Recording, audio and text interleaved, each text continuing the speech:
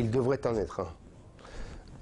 On voit bien qu'on est dans un monde qui est en train de basculer, dans un monde nouveau, et que ce monde nouveau de grande puissance, dans ce monde qui n'est plus construit autour de l'Atlantique, mais qui devient un monde multipolaire où l'océan Pacifique et l'océan Indien deviennent des zones de prospérité et de croissance, nous avons besoin de construire une Europe puissance. Une Europe capable de parler à égal, capable de construire un rapport de force avec ces grandes puissances du XXIe siècle, et par ailleurs une Europe capable de pouvoir bénéficier d'institutions qui lui permettent de régler les défis qui lui sont propres. En clair, comment peut-on avoir une politique de l'immigration efficace si elle n'est pas européenne? Comment peut-on maintenir une zone monétaire si en même temps on ne va pas vers une intégration budgétaire, fiscale et sociale? Donc ces sujets-là sont des sujets centraux. C'est une partie de la résolution de nos problèmes. Et pourtant, c'est encore un sujet qui est mis à la trappe. On met son mouchoir dessus. Pourquoi? Parce qu'aujourd'hui, on a le sentiment que ça n'est pas porteur.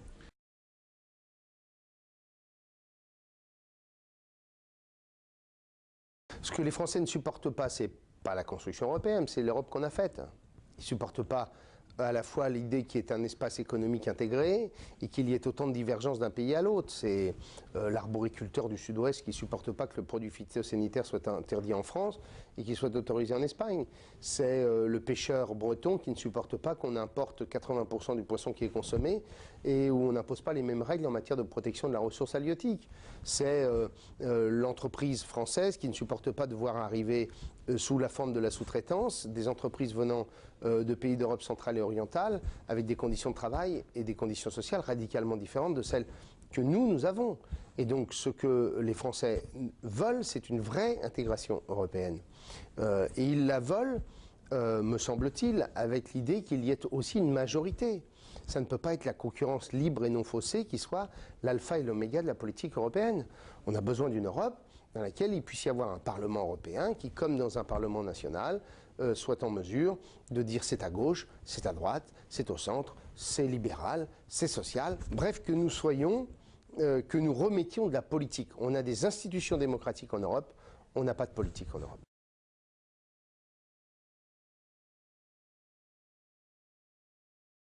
Pour moi, ce n'est pas l'Europe que je souhaite.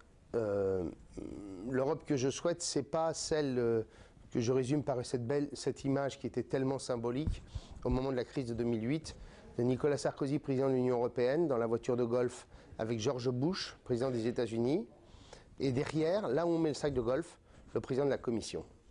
Ça, c'est pas l'Europe que je veux. Moi, ce que je veux, c'est une Europe ayant des institutions, capable de définir l'intérêt général européen. Et l'intérêt général européen, c'est pas la somme des intérêts des nations, c'est autre chose, et que ces institutions repose sur une légitimité démocratique. Parce que, bien entendu, dès lors que vous confiez des parts de souveraineté et de compétences, il faut qu'il y ait un contrôle démocratique.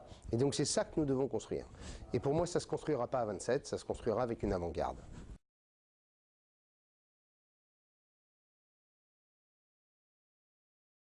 Pour moi, c'est de passer le Rhin, d'aller à Berlin, en avion de ligne pour montrer le comportement de l'État, en termes de sobriété, et de dire à Angela Merkel, voilà, il faut qu'on construise cette Europe fédérale, d'intégration budgétaire, économique, fiscale,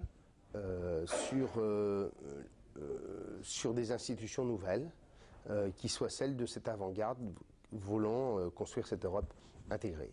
Ça ne se fera pas à 27, comme je le disais à l'instant, parce qu'il y a des pays qui ne veulent pas de cette construction intégrée, parce qu'il y a des pays qui considèrent que l'Europe, c'est d'abord une zone de libre-échange, une zone de prospérité, mais qu'il y ait un ensemble de pays autour du couple franco-allemand, construisant ces institutions nouvelles, portant l'idée européenne, portant l'intérêt général européen, contrôlées démocratiquement, et qui soient 8, 10, 12 pays ayant cette même ambition.